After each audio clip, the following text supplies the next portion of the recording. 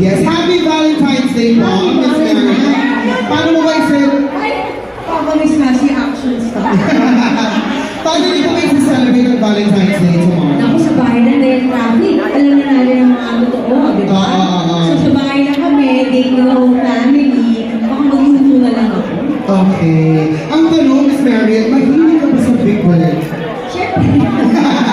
Mahilig ko sa Sesame Street. Pinalakihan natin yan. Sila Big Bird, sila Cookie Monster. At ang taon, I am Big Bird. Diba? Bakit hindi?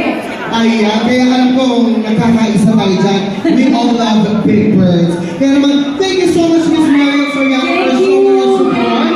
Good luck and congratulations. I am not Big Bird. Panoorin yung pelikula kong I Am